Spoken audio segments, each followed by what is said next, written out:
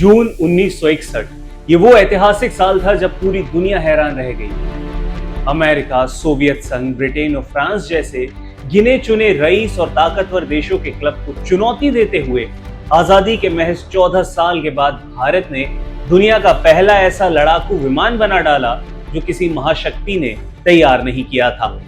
इस विमान का नाम था HF-24 मारुत। आज जब हम स्वदेशी फाइटर जेट तेजस की कामयाबी का जश्न मनाते हैं तो हमें ये नहीं भूलना चाहिए कि तेजस से कई दशक पहले भारत के आसमान में सुपरसोनिक रफ्तार से उड़ने का ख्वाब देखा गया था। मारुत सिर्फ एक विमान नहीं है बल्कि भारत की तकनीकी महत्वाकांक्षा की पहली ऊंची उड़ान था। 1971 के युद्ध में पाकिस्तान के परखच्चे उड़ाने वाले इस विंटेज बाहुबली की कहानी जितनी गौरवशाली है, इसके बंद होने से मिले सबक आज के तेजस और AMCA प्रोजेक्ट के लिए उतने ही ज्यादा जरूरी हैं। तो आइए भारतीय एविएशन हिस्ट्री के सबसे दिलचस्प अध्याय को सिस्टमैटिक तरीके से समझते हैं। तो जब हिटलर के सबसे चहेते इंजीनियर ने भारत के लिए पहली बार फाइटर जेट बनाया था, 1956 में तत्कालीन प्रधानमंत्री जवाहरलाल नेहरू ने हिंदुस्तान एरोनॉटिक्स लिमिटेड उसे एक स्वदेशी सुपरसोनिक यानी ध्वनि की गति से तेज लड़ाकू विमान बनाने के लिए हरी झंडी दी थी। ये उस दौर के हिसाब से एक बेहद साहसिक और अकल्पनीय फैसला था। इस नामुमकिन मिशन को मुमकिन बनाने के लिए भारत ने दुनिया के सबसे मशहूर German aircraft designer Kurt Tank को भारत बुलाया।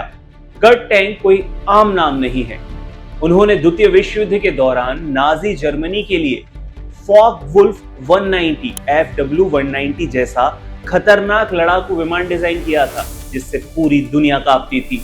कर्ट टैंक ने भारत आकर अपनी टीम के साथ एक बेहतरीन ट्विन इंजन यानी 2 इंजन वाला फाइटर जेट डिजाइन किया जो कागजों पर मैक 2 यानी ध्वनि की गति से दोगुनी रफ्तार से उड़ने की ताकत रखता था।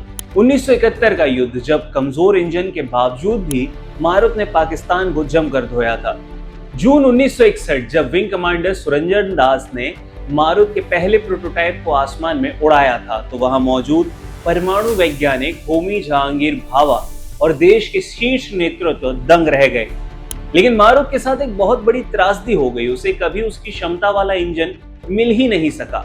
सरकार के द्वारा इंजन डेवलपमेंट में जरूरी निवेश ना करने और राजनीतिक अनिर्णय के कारण मारुत को मूल योजना वाले 8,150 पाउंड थ्रस्ट के बजाय महज 4,850 पाउंड थ्रस्ट वाले कमजोर ऑर्फियस 703 इंजन के साथ ही एयरफोर्स में शामिल करना पड़ा। इंजन इतना कमजोर था कि यह विमान समतल उड़ान में भी ध्वनि की रफ्तार को कभी पार नहीं कर सका। इसके बावजूद 1971 में जब भारत पाकिस्तान का युद्ध छिड़ा तो मारुत ने अपनी मजबूती का लोहा मनवाया। लोंगेवाला की लड़ाई नंबर 10 स्क्वाड्रन के मारुत विमानों ने राजस्थान के रेगिस्तान में 200 से ज्यादा खतरनाक मिशन में उड़ान भरी और पाकिस्तानी सेना के 22 टैंक और 100 से ज्यादा गाड़ियों को मलबे में तब्दील कर दिया। मारुत का फ्रेम इतना मजबूत था कि दुश्मन की गोलियां खाने के बाद भी ये अपने पायलट को सुरक्षित वापस ले आता था। युद्ध के दौरान इसने पाकिस्तान के एक F-86 सेवर फाइटर जेट को भी मार गिराया था। पूरे युद्ध में भारत ने सिर्फ 4 मारुत विमान खोए थे। तो अब सवाल उठता है कि भारत का पहला स्वदेशी सपना आखिर फ्लॉप क्यों हो गया। इतने शानदार प्रदर्शन के बाद भी मारुत प्रोग्राम आगे नहीं बढ़ सका और 1990 में इसे पूरी तरह से रिटायर कर दिया गया। इसके पीछे 3 प्रमुख वजहें थी। एक तो इंजन की अंतहीन समस्या। भारत ने यूरोप, अमेरिका और सोवियत संघ से नया इंजन तलाशने की कोशिश की, लेकिन कोल्ड वॉर की जियोपॉलिटिक्स के कारण किसी ने भारत को एडवांस इंजन नहीं दिया और बिना दमदार इंजन के ये विमान एक लंगड़ा शेर बनकर रह गया। इसके अलावा बढ़ती लागत और ऑप्शंस भी एक समस्या थे। इंजन ना होने के कारण मारुत को अपग्रेड करना नामुमकिन हो गया था।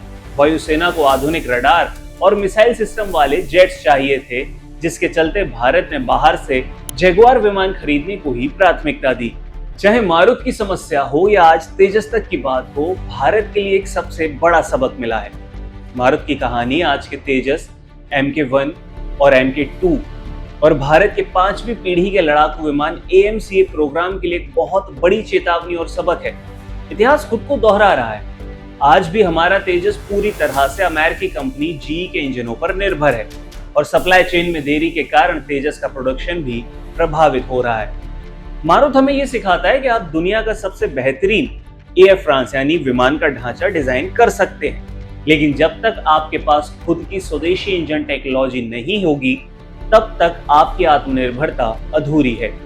आज जब भारत कावेरी इंजन प्रोग्राम और विदेशी कंपनियों के साथ मिलकर देश में ही जेट इंजन बनाने की डील कर रहा है, तो उसके पीछे मारुति की असफलता से मिला वही 50 साल पुराना कड़वा सबक काम कर रहा है।